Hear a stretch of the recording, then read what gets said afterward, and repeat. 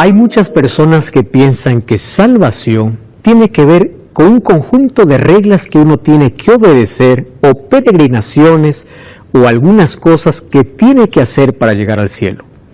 ¿Es esto verdad? ¿Qué dice la Biblia sobre salvación?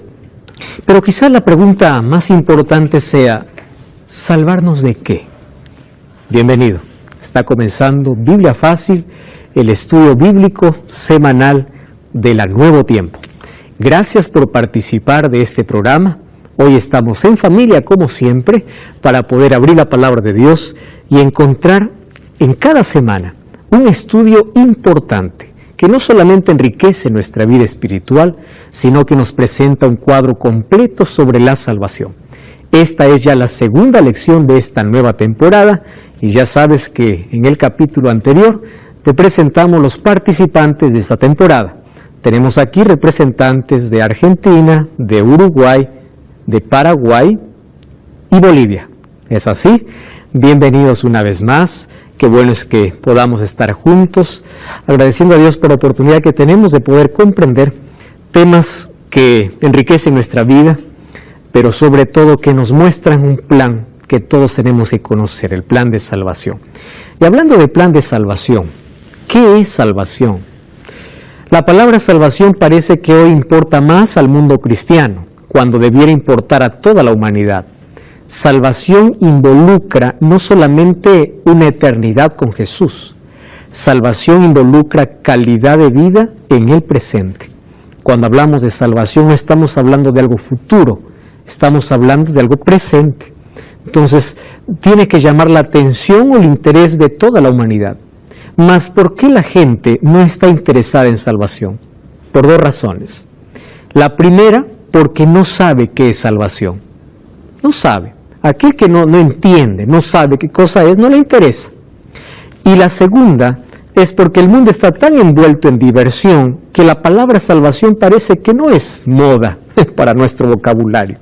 Es mejor diversión y otras cosas que pueden entretenernos. Sin embargo, también puedo decir que hay una tercera razón. El ser humano no sabe cuál es su condición. Y aquel que no sabe que está enfermo no necesita de un médico. Para ir a un hospital hay que darse cuenta de la gravedad en la cual uno está. Para poder necesitar de Jesús tenemos que reconocer que realmente necesitamos. ¿Cómo voy a necesitar de Dios si no sé para qué lo necesito? Ese es el tema de hoy. Por eso estamos listos, todos con Biblia en mano, y estamos listos para poder iniciar nuestro segundo estudio, lo que Jesús enseñó sobre la salvación. Como siempre tenemos el hábito aquí de antes de abrir la palabra de Dios, buscar a Dios en oración. Oramos. Querido Dios, tenemos tu palabra. ¿Qué cosa es lo que Jesús enseñó sobre la salvación? Toda la humanidad, ya les dije que está más interesada en diversión que en salvación. Sin embargo, una de las mayores realidades también que existe es que la mayoría no sabe que está perdido. Aquel que no sabe, no siente su necesidad de poder ir a Jesús es porque no entiende la realidad de su problema. Todos los seres humanos, por más que nos llenemos de cosas en la vida, siempre vamos a sentir un vacío. A veces el vacío es emocional, a veces el vacío es espiritual.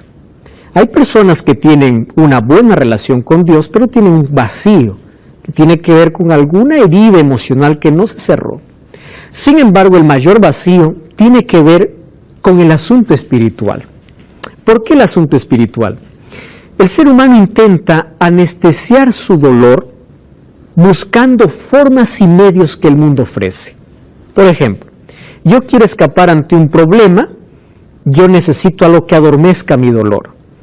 Personas, adolescentes que no son comprendidos en casa, buscan solución o salida fuera de casa, en drogas, en alcohol, persona que sufre una decepción, persona que carga un dolor, en lugar de buscar la solución para su problema, solamente busca anestesias.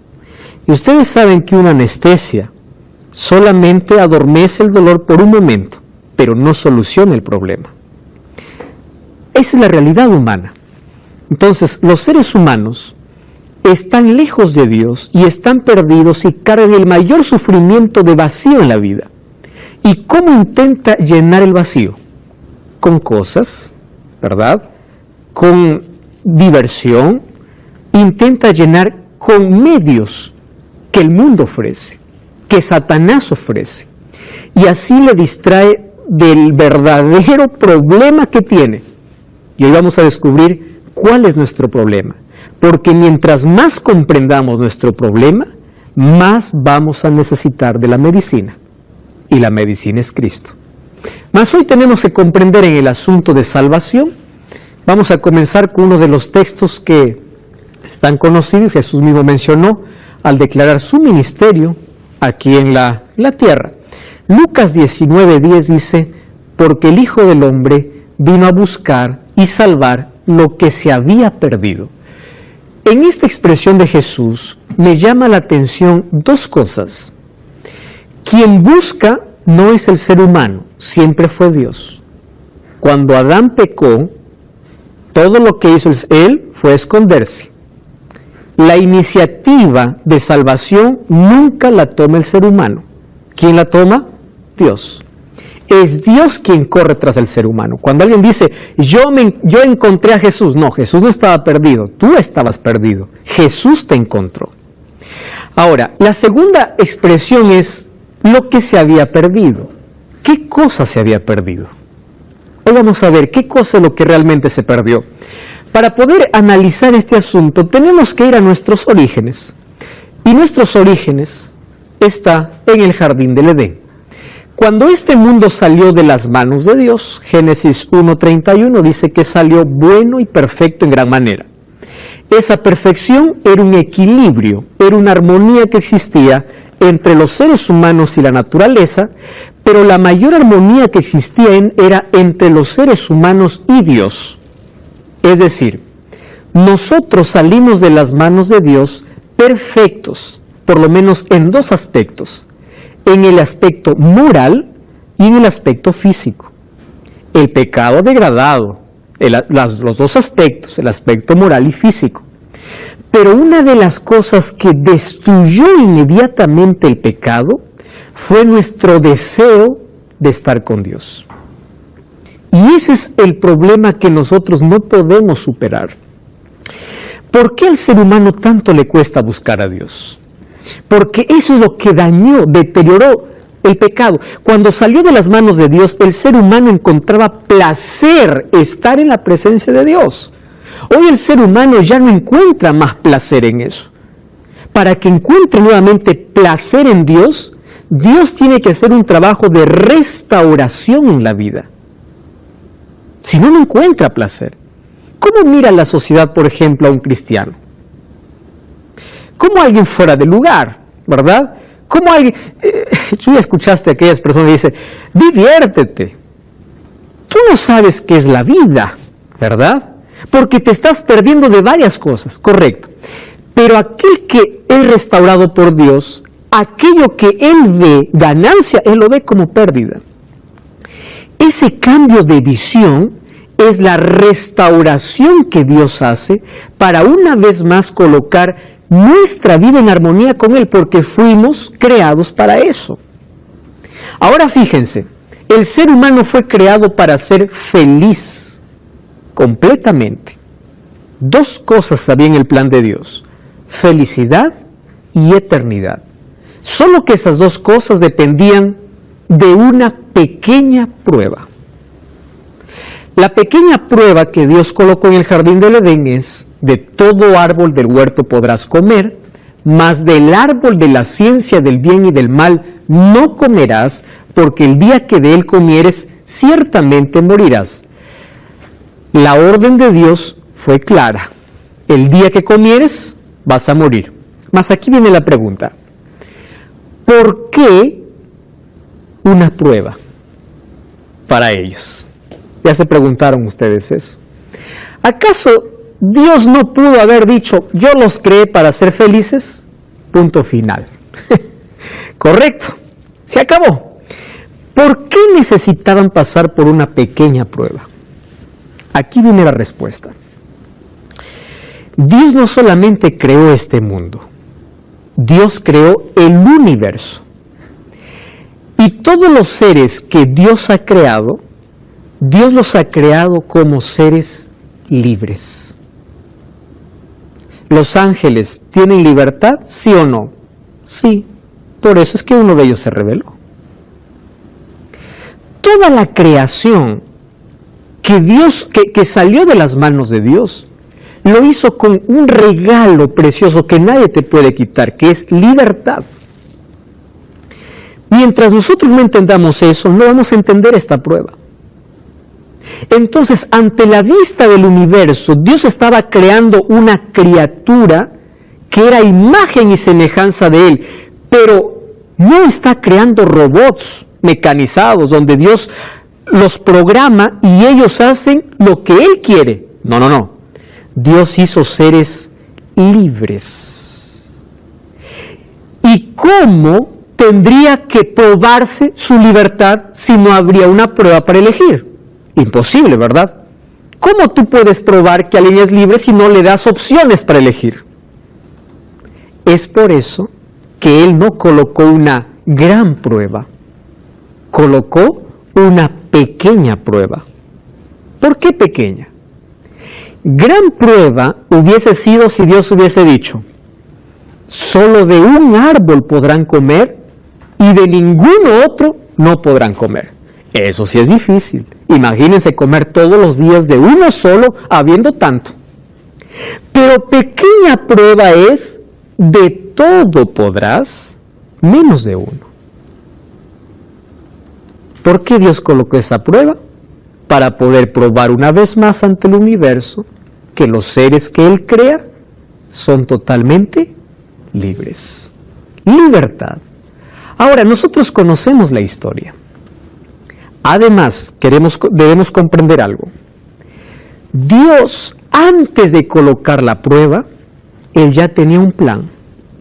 Eso es emocionante. Y el plan era, si el hombre en su libertad decide el mal, ya hay una prueba de rescate, o ya hay un plan de rescate. Hay una frase que me gusta, que dice, antes de que Dios diga haya luz, primero en el cielo se dijo, haya cruz. Porque una cruz ya estaba establecida para solucionar el problema del hombre si éste elegía mal.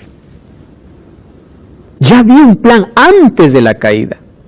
Esto quizá no podemos comprender, mas voy a ilustrar, quizá ni siquiera la ilustración nos pueda entender completamente el plan, pero por lo menos nos va a dar una pequeña idea. Cuando tú compras un carro, tú le pones un seguro. ¿Por qué le pones el seguro? ¿Porque quieres que te roben el carro? No. El seguro es, por si alguien roba el carro, está asegurado. Eso es lo que hizo Dios. Colocó el seguro antes del robo. ¿Comprende? Entonces, antes de que el ser humano caiga, Dios dice, si éste desobedece, ya hay un plan. Un solo plan. No había plan B. Si el pecado abre un abismo, Jesús dijo, yo haré un puente. Solo que el puente costaría su propia vida. Y nosotros conocemos la historia de que ellos no pasaron esta pequeña prueba y ellos en su libertad ya eligieron por obedecer a alguien que siempre o que ya comenzó estando en contra de Dios en el cielo, porque el pecado no comenzó en la tierra, el pecado se trasladó a la tierra, comenzó en el cielo. Un ángel, un querubín, que era libre también para poder elegir, ¿qué cosa hizo? Él se sublevó contra la autoridad de Dios, y dice Isaías y Ezequiel que quiso ser igual a Dios. Y ese mismo concepto trajo a Adán y Eva. ¿Por qué Eva cayó en la trampa de Satanás? Por dos razones. Fíjense la estrategia diabólica que no ha cambiado. El primer plan diabólico es que él nunca presenta su rostro. Él siempre se disfraza. En el jardín del Edén, él usó el animal más precioso de la creación, La serpiente hoy no es bonita porque tuvo una maldición. Hoy se arrastra. Es uno de los animales más detestables para miles de personas. Sin embargo, en la creación era el animal más hermoso. El diablo siempre usa el mejor rostro para poder embalar su mentira. ¿Y cuál es su segunda estrategia? Ustedes van a ser como Dios. ¿Por qué fue lanzado del cielo Satanás? Porque él quiso ser como Dios. ¿Y qué cosa le dijo él a Adán y Eva? Ustedes serán como Dios. Es decir, Satanás estaba pasando su propuesta y ella lo aceptó. El pecado va más allá de un fruto. Es un concepto. Es irse en contra de su propio creador. Ir en contra de Dios mismo. Ahora fíjense, el diablo utilizó un disfraz. Ahora, cuando cayeron nuestros primeros padres, que son Adán y Eva, Dios pudo haber hecho tres cosas. ¿De acuerdo? Presten atención aquí. Tres cosas. Primero, Dios hubiese dicho, anulo la ley y no hay pecado. ¿Pudo haber hecho? Sí. Hubiese dicho, ya está bien. ¿Qué importa si comen? Yo anulo lo que dije. Si él hubiese anulado su ley, entonces no hay culpa y no hay pecado. ¿Correcto? Esa es una primera salida. La segunda salida, ¿cuál hubiese sido? Yo les dije que iban a morir. ¿Desobedecieron? Mueran. Esa es la segunda salida. Yo les advertí. ¿Correcto? ¿Y cuál es la tercera salida? La tercera salida es, la ley se cumple. Y yo les dije que iban a morir, pero yo voy a morir por ustedes. ¿Y cuál de las tres eligió Dios? La tercera. Mi ley no cambia. ¿Ustedes se dan cuenta que la ley de Dios jamás va a cambiar? Alguien hizo un estudio muy interesante que en Génesis capítulo 3 estaba la ley de Dios. No tendrás otros dioses delante de mí, no codiciarás. Todo estaba allí en esa orden. No comerás de este árbol. Ahora, qué interesante es que Dios tomó allí el tercer plan. Y él moriría. Ahora, el ser humano asumiría la consecuencia inmediata del pecado, que sería dolor y muerte, pero no muerte eterna, porque el pecado te condena a la muerte eterna. El plan de Dios no era salvarle al ser humano de la muerte como consecuencia inmediata, sino salvarlo ¿de qué? De la muerte eterna. ¿Qué cosa es muerte eterna? Donde el ser humano no tenga más esperanza y todo lo que tenga para vivir sean los cortos años de existencia. Sin embargo, gracias al plan que Dios hizo, hoy sabemos que la muerte tiene solución. Porque para el cristiano o para aquel que cree en Jesús, la muerte no es un punto final, es apenas una pausa. Ahora fíjense, ¿qué hizo Jesús? En el mismo capítulo 3 de Génesis, en el mismo capítulo donde la desgracia entra, aparece la gracia de Cristo.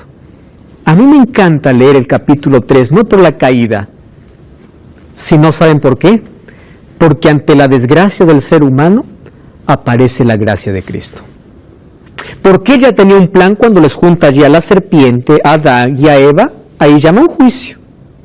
Y allí a la serpiente le dice, pondré enemistad entre ti y la mujer, entre tu simiente y la simiente suya, esta te herirá en la cabeza y tú le herirás al calcañar. Este es un diálogo que está teniendo Dios con la serpiente, con Eva y con Adán. Solo que aquí pone una disputa entre la serpiente. ¿A quién representa la serpiente? Satanás. ¿Y Eva a quién representaría? Al pueblo que le elegiría, a la iglesia, en profecía incluso mujeres iglesia. Ahora, ¿qué cosa está diciendo? Satanás comprendió el plan. Le dice, hay una enemistad ahora entre ustedes. Y le dice a la mujer, de ti saldrá un descendiente que herirá a la serpiente en la cabeza, lo aplastará. En cambio, tú, serpiente, le herirás, ¿en dónde? En el calcañar. Ustedes saben que esta es la primera promesa y es la primera profecía del Mesías. ¿Cómo así? Les explico. Cuando la serpiente mordió el calcañar en la cruz, cuando Jesús murió en la cruz, Satanás pensó que había vencido. Cuando Jesús le dio el primer pisotón en la cabeza a la serpiente, cuando resucitó. Por eso es que Satanás, el mayor interés que tenía era que Jesús no resucite. Por eso es que colocó una legión de soldados en la puerta de la sepultura para que Jesús no resucite. Allí recibe el primer pisotón en la cabeza, pero ¿cuándo recibirá la pisada final? Cuando sea destruido para siempre. A partir de allí, Eva comprendió de que de su simiente, de su descendencia, nacería ¿quién? El Mesías. Y es por eso que cuando vamos a Génesis 4, encontramos que Eva se alegró porque el primer hijo que tuvo fue varón. ¿Y por qué le puso Caín? Dice, vamos a Génesis 4, miren, interesante. Génesis capítulo 4, versículo 1. Tienes allí, por favor, puedes leer el texto. Toma el micrófono, ¿sí? Génesis capítulo 4, versículo 1. Conoció Adán a su mujer Eva, la cual concibió y dio a luz a Caín, y dijo, por voluntad de Jehová he adquirido varón. Miren, qué interesante. Caín, por voluntad de Jehová, este es varón. ¿Por qué ella puso el nombre de Caín y por qué se alegró por ser varón? Porque ella pensó que su primer hijo sería el Mesías. Ustedes van a encontrar en todo el Antiguo Testamento que todas las mujeres israelitas querían tener un hijo varón, porque todas querían ser madre del Mesías. Todas. Y todas estaban con esa esperanza durante 4,000 años. Y después Dios eligió allá a María. Ahora, fíjense, es interesante que ese plan de salvación que ya estaba elaborado en la eternidad, ahora es presentado directamente a Adán y Eva. Porque como ellos estaban vestidos de hojas de higuera, ¿qué cosa es lo que sucede allí? Hubo muerte, pero ¿quién murió? Un cordero. Ese cordero sustituyó, es decir, murió en lugar de ellos. Y con la piel de ese cordero se hicieron nuevos vestidos. En otras palabras, el camino de salvación sería un camino que demandaría de sangre. Y ese primer cordero muerto en el jardín del Edén, ¿a quién representaba? A Cristo. Y desde allí nosotros comenzamos un camino de sangre que lleva hasta que Jesús muere allí en la cruz. Alguien hizo la siguiente pregunta: ¿por qué yo tengo que sufrir por el pecado de Adán y Eva? Que sufran ellos, correcto. Pero aquí viene también lo otro. Uno no hizo nada para que Adán y Eva pecara, pero tampoco hizo nada para tener una segunda oportunidad. Así como el pecado nos alcanzó a todos, la justicia de Dios también vino a todos sin merecer. No merecemos las consecuencias del pecado, ¿es verdad? No merecemos, porque nosotros no estuvimos ahí en el jardín del Edén. Pero tampoco merecemos la justicia de Dios, porque no hicimos nada para merecerla. En absoluto. Ahora fíjense, aquí viene lo interesante. ¿Cuál es la condición humana después del pecado? Y vamos a leer allí 3 textos. Liz, ¿puedes ayudar por favor a leer el primer texto? Génesis capítulo 6, versículo 5. Aquí está en la pantalla. Y vio Jehová que la maldad de los hombres era mucha en la tierra, y que todo designio a los pensamientos del corazón de ellos. Era de continuo solamente el mal. Miren qué interesante. Todo designio de pensamientos del corazón era solamente el mal. Solamente el mal. ¿Qué cosa hizo el pecado? Corrompió nuestra naturaleza, nuestra esencia, lo que nosotros somos. Número 2, Salmo 51:5. Maribel, ¿puede leer Salmo 51:5? He aquí, en maldad he sido formado, y en pecado me he concebido mi madre. Muy bien. ¿Alguien se puede escapar de esa condición? No, porque los seres humanos ya venimos así, contaminados por el pecado. ¿Y cuál es la paga del pecado? Muerte. Es decir, nosotros ya nacimos siendo condenados a morir, pero morir eternamente, porque eso es lo que ocasiona el pecado. Nuestra condición es esa. ¿Qué hicimos para ser pecadores? Solo nacer. ¿Yo qué hice para ser peruano? Nacer en Perú. ¿Hice alguna cosa? No. ¿Qué haces tú para ser pecador? Nacer. Porque desde que naces a este mundo, ya vienes manchado con el pecado. Ahora fíjense, Mateo 15:19. Del corazón salen los malos pensamientos, homicidios, adulterios, fornicaciones, hurtos, falsos testimonios, blasfemia. Es decir, toda nuestra naturaleza está totalmente corrompida. ¿Saben por qué el ser humano no entiende que necesita de un Salvador? Por este problema. Miren, el ser humano llama pecado a los frutos, cuando el problema está en la raíz. Les explico. ¿A quién llamamos pecador? Ah, pecador es el mentiroso, el ladrón, el homicida. Él es pecador. No, no, no. Esos son los frutos del pecado. El pecado no son acciones, el pecado es nuestro estado.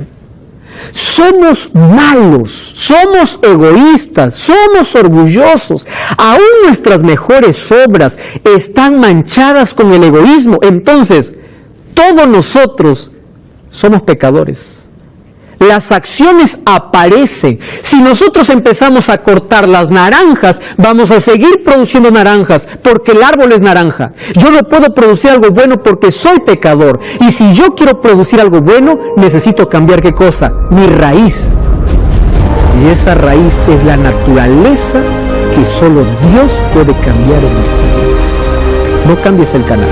Ya estamos de regreso. Esto es Biblia Fácil.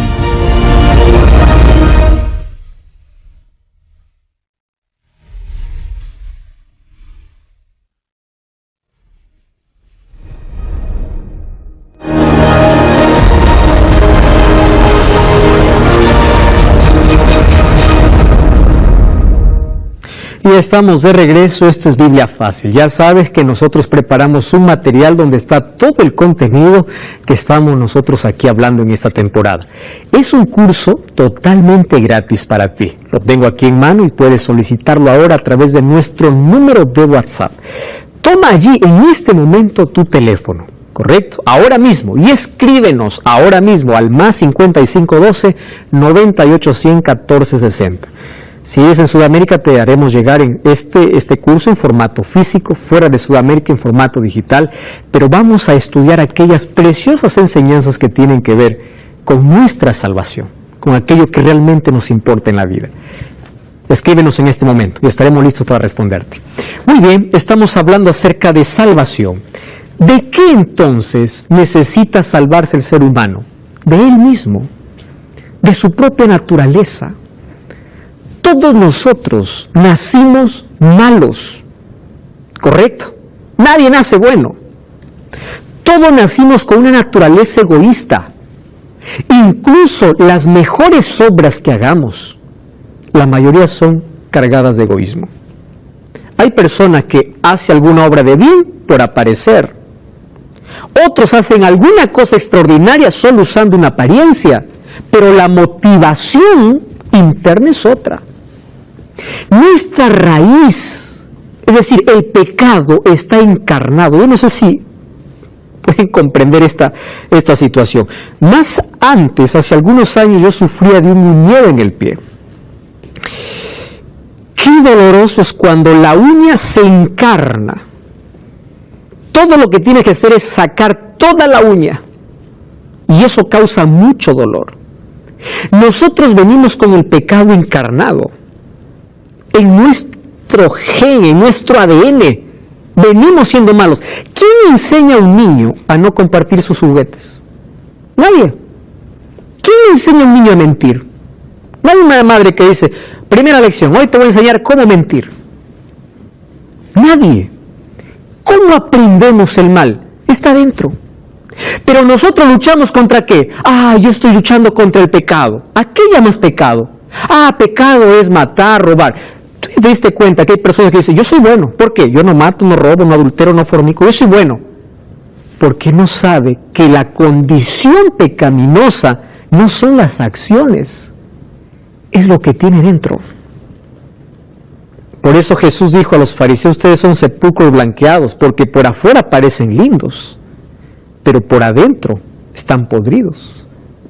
Esa es nuestra condición. Entonces, cuando uno lucha con el pecado, contra una acción, deje de luchar por cortar las naranjas y vaya a la raíz. Y el único que puede cambiar nuestra raíz para dejar de producir eso es Dios.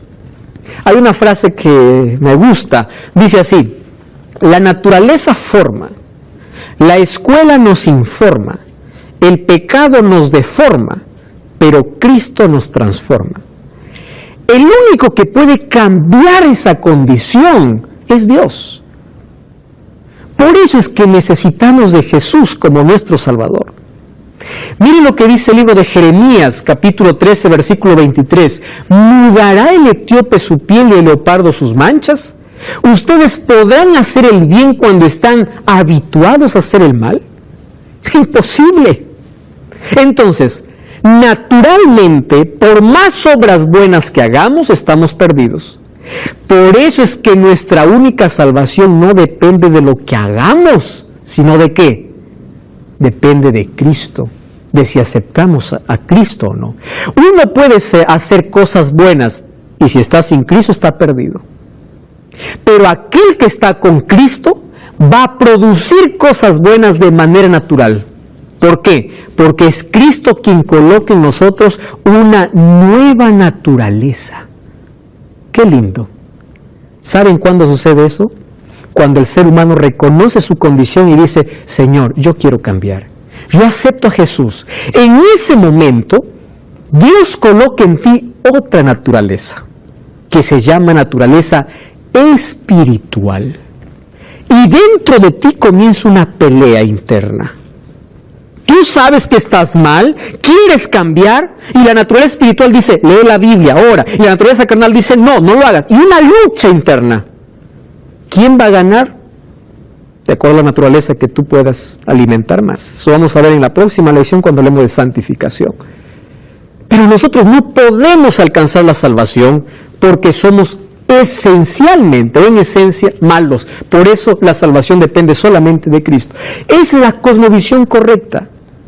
Según la filosofía, según la ciencia, tú puedes decir, tú eres una persona buena de acuerdo a tus acciones. Según la Biblia, todos somos malos. Nacimos malos. Y el único que puede transformar nuestra condición es Cristo. Venimos infectados por el mal, con una naturaleza que nos condena a la muerte. ¿Cuál fue el plan divino? El texto más lindo encontramos en el Evangelio es Juan 3:16. ¿Qué cosa dice Juan 3:16? Porque de tal manera amó Dios al mundo, que ha dado a su Hijo unigénito, para que todo aquel que en Él cree no se pierda, mas tenga vida eterna. ¿Por qué Cristo vino? ¿Recuerdan cómo ejemplificó su misión? Yo vine a buscar y salvar. Buscó al ser humano que estaba perdido. ¿Y cómo lo salva? Hay una palabra que me gusta. La palabra restaurar.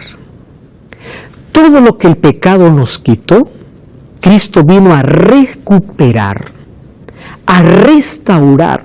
Aquello que estaba hecho pedazos y quebrado, Cristo vino a juntar las piezas y a darnos esperanza. ¿Y saben cuándo comienza esa obra de restauración? Cuando permitimos a Cristo en nuestra vida. Por eso nunca podemos entender la salvación a menos que primero no veamos cuál es nuestra real condición. ¿Cuál es nuestra condición? Yo no soy salvo entonces por lo que hago. Yo soy salvo por lo que Él hace en mí. Por cuanto yo permito. Por eso necesito tener una relación con Dios, porque Él es mi único Salvador. Romanos 5:12 dice, porque así como el pecado entró al mundo por un hombre y por el pecado la muerte, así la muerte pasó a todos los hombres por cuanto todos pecaron.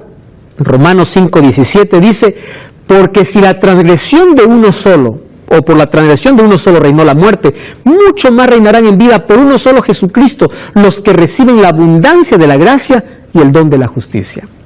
Saben, a mí me gusta mirar la Biblia en sus detalles. Miren, cuando ustedes ven el capítulo 1 de Génesis, van a encontrar que hay un Dios que hace todo perfecto. ¿Saben hasta dónde dura la perfección? Hasta el capítulo 3. En el capítulo 3 se destruyó todo, se arruinó todo. 3 capítulos de perfección. Y a partir del capítulo 3 en adelante, solamente se presenta la depravación humana y la solución divina. Lo diría mejor así, la gracia humana o la gracia divina en la desgracia humana. ¿Saben hasta dónde? Hasta los 3 últimos capítulos antes de terminar la Biblia. Cuando vamos a Apocalipsis, los últimos capítulos, encontramos que todo lo que el pecado arruinó, Cristo ahora nuevamente nos entrega. ¿Qué dicen los últimos capítulos? Miren, de Apocalipsis, capítulo 20, los 1000 años. Es decir, el ser humano restaurado por completo, ahora viviendo ¿dónde? En el cielo. ¿Qué dice el capítulo 21 de Apocalipsis? Cielo nuevo y tierra nueva. Así como salió perfecto de las manos de Dios, ahora está restaurado. ¿Qué dice el capítulo 22? La venida de Cristo se acerca. Es decir, todo lo que el pecado nos robó, Cristo lo recuperó por nosotros. Acompáñenme aquí en el siguiente razonamiento. Miren, el apóstol Pablo dice que Jesús, él desenvuelve incluso una teología llamando a Jesús como el segundo Adán. Es interesante. Dice, el segundo Adán tuvo victoria donde el primer Adán cayó. El primer Adán fue tentado en el jardín y cayó. El segundo Adán fue tentado en el desierto y venció. El primer Adán, cuando cayó en pecado, perdió su hogar, perdió su inocencia. ¿Qué cosa más perdió? El árbol de la vida. Cuando el segundo Adán venció en él al pecado, restauró todo lo que en el primer Adán perdimos. ¿Qué cosa es lo que Cristo restauró? Nuestro hogar. Juan 14, 1 al 3. Voy a preparar un lugar para vosotros. Lo que ustedes perdieron, yo lo rescaté. La pureza, Cristo lo rescató. El árbol de la vida, en Apocalipsis 21 dice que nuevamente ¿dónde estará? En el cielo. Todo lo que perdimos con el primer Adán, lo recuperamos ¿dónde? En el segundo Adán. Ese segundo Adán es Cristo. Por eso dice, si por un pecado, o por un hombre entró el pecado, y por el pecado entró la muerte, también por uno entró ¿qué cosa? La justicia. Entonces aquí está la respuesta. Yo no hice nada para nacer en pecado, pero tampoco hiciste nada para que hoy puedas tener esperanza de eternidad. Todo lo hizo Cristo. Ahora, la salvación depende de nuestras obras. Efesios 2:8. Voy a pedir allí, a ver, Claudia, ¿puedes leer qué cosa dice Efesios 2:8 y 9? Porque por gracia sois salvos por medio de la fe, y esto no de vosotros, pues es don de Dios, no por obras, para que nadie se glorie. Qué interesante. La salvación se resume en una sola palabra: gracia. ¿Qué cosa es salvación? Gracia. ¿Qué cosa es gracia? Gracia es una palabra que no tiene un concepto humano. ¿Qué es gracia? Gracia es regalo. No, eso no es gracia. ¿Qué gracia? Es perdón. No, eso no es gracia. La gracia es una de las palabras que no tienen un concepto definido o un concepto claro. ¿Por qué? Porque es tan grande que no hay palabras para poder definirlo. Es el presente que Dios da. Ahora dice, nadie se salva por hacer. Entonces aquel que dice, para salvarse hay que hacer peregrinaciones, hay que hacer esto, hay que lo otro, tienes que hacer sacrificios, para salvarte, para alcanzar la salvación, hay que cumplir reglas. No. Salvación es así, es gracia. Pastor, entonces ya no hay que ser obediente, no hay que guardar los mandamientos, no hay que... Espera un momento. Mira lo que dice allí Gálatas una vez, dice, el hombre no es justificado por las obras de la ley, sino por la fe en Jesucristo. Nosotros hemos creído en Jesús para ser justificados por la fe en Él, no por obras de la ley, por cuanto por las obras de la ley nadie es justificado. ¿El apóstol Pablo está atacando la ley? No, está explicando qué es gracia. Hay muchas personas que dicen, ustedes como adventistas dicen que para salvarse hay que guardar la ley.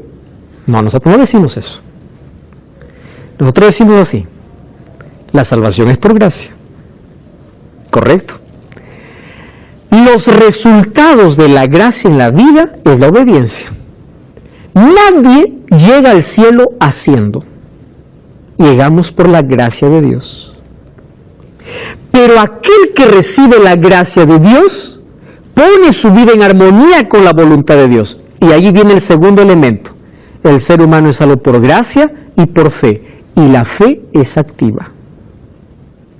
Fe y gracia. Lo vamos a entender mejor aquí en una ilustración. Miren, si no somos salvos por la gracia, ¿cuál es el valor de las obras? Aquí viene. Porque somos hechura suya, dice Efesios 2:10, creados en Cristo Jesús para buenas obras, las cuales Dios preparó de antemano para que anduviésemos en ellas. Es decir, las obras aparecen de manera natural en aquel que recibe la gracia de Dios. Por eso es que en Mateo 25, cuando Jesús dice, tuve hambre, me dices de comer, tuve sed, me dices de beber, él dirá, Señor, ¿cuándo fue eso? Y ni siquiera se acuerdan. ¿Saben por qué no se acuerdan? Porque ellos nunca imaginaron que por obras se salvan. Las obras fueron de manera natural. Totalmente natural. La obediencia a la ley de Dios, la obediencia a la palabra de Dios tiene que ser el resultado. Es decir, la obediencia no es la causa de la salvación, sino la consecuencia, el resultado. La causa de nuestra salvación, ¿quién es? Es Cristo. Ahora, amigos, Jesús un día trató de explicar la salvación para un hombre llamado Nicodemo. Y fue a Nicodemo que le dijo, porque de tal manera amó Dios al mundo. Una noche él se fue para que Jesús, o para poder colocar sus dudas en Jesús. Jesús directo le dijo, tú tienes que nacer de nuevo. ¿Cómo? Le dice. Si tú quieres entrar en el reino de los cielos, tienes que nacer de nuevo. Y Jesús le explica, hay que nacer de agua y de espíritu. Correcto. ¿Cómo es nacer de nuevo?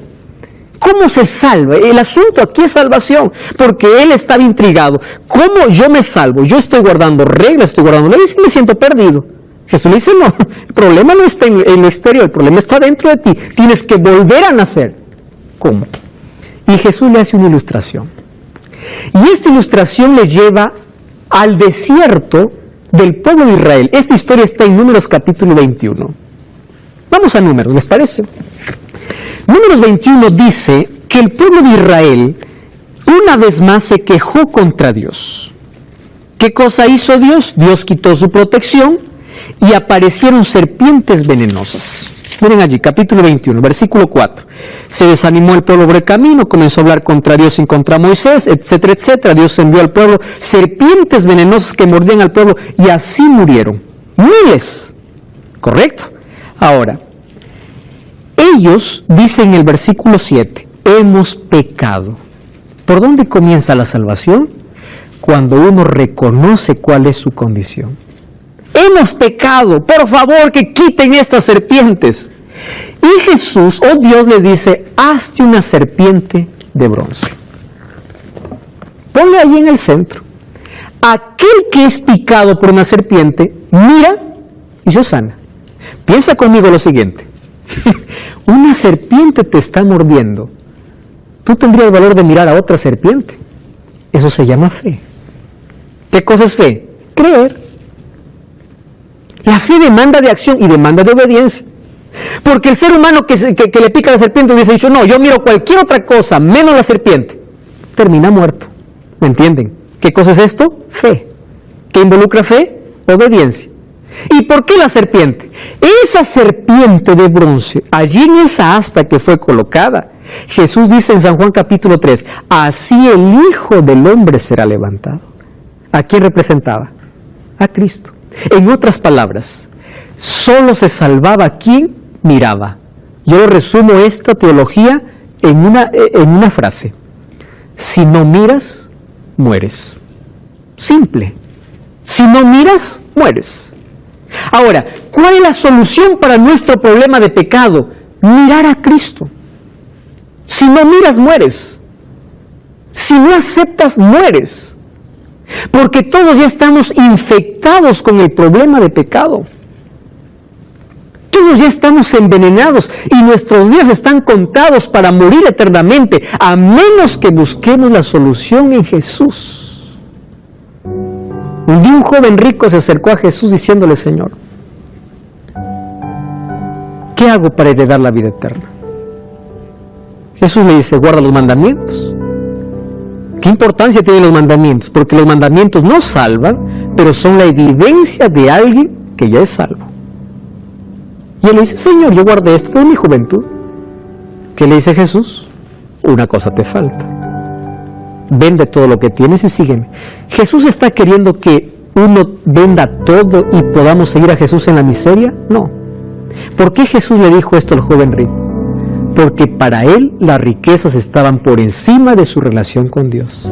La palabra clave, ¿cuál es? Sígueme.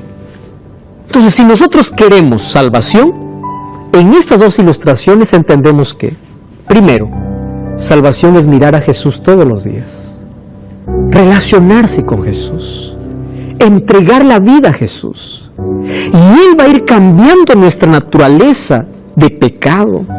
Él va a ir transformando nuestra vida. Y número dos, yo tengo que seguir a Jesús. Seguirlo por fe, aceptarlo por fe.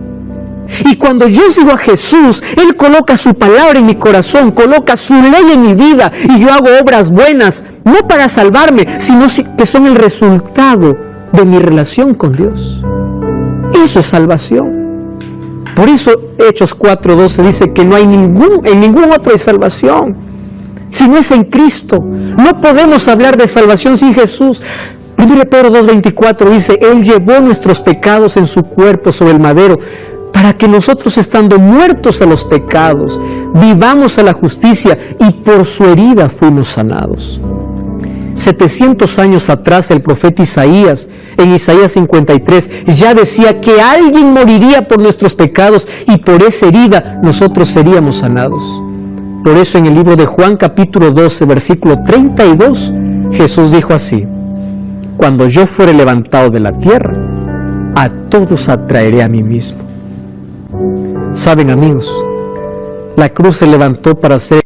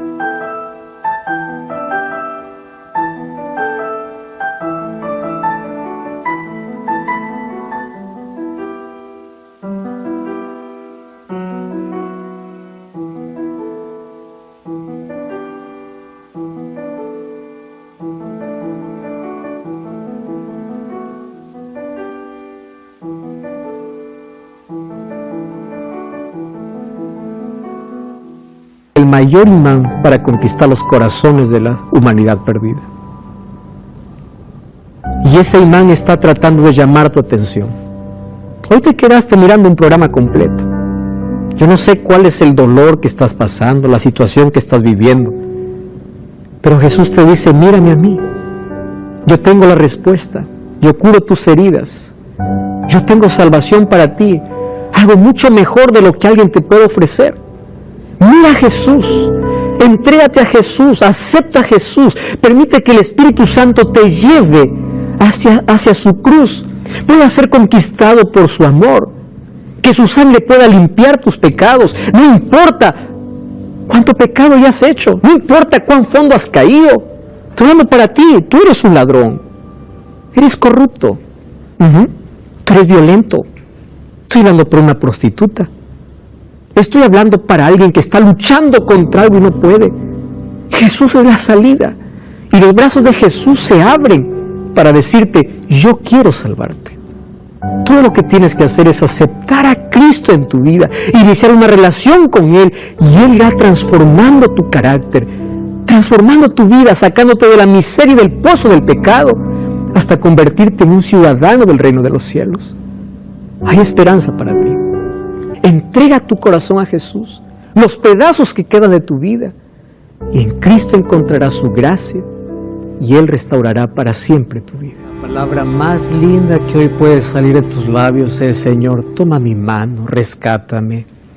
Aun cuando estés hundido en la miseria del dolor y del pecado, la mano de Jesús se extiende. La cruz solamente tuvo un motivo, tu salvación y la mía. No importa cuán lejos hayas ido, no importa cuánto te has quebrado o dónde has caído, Jesús hoy quiere salvarte. ¿Quieres tomar su mano? ¿Quieres aferrarte a Él? ¿Quieres pedir que Dios te salve? Inicia una relación con Él. Cierra tus ojos donde estás, vamos a orar. Querido Dios, hoy también tenemos libertad para poder elegir qué es lo mejor para nosotros. Hay gente que está sufriendo en la miseria del pecado y del dolor, mas hay gente que extiende su mano para decirte, Jesús, sálvame. Reconozco que soy pecador y necesito de Jesús como mi Salvador. Por eso entregamos nuestro corazón y aceptamos a Cristo como nuestro Salvador personal. Iniciamos una relación contigo que dura por toda la eternidad. Restáuranos, sálvanos, en el nombre de Jesús. Amén.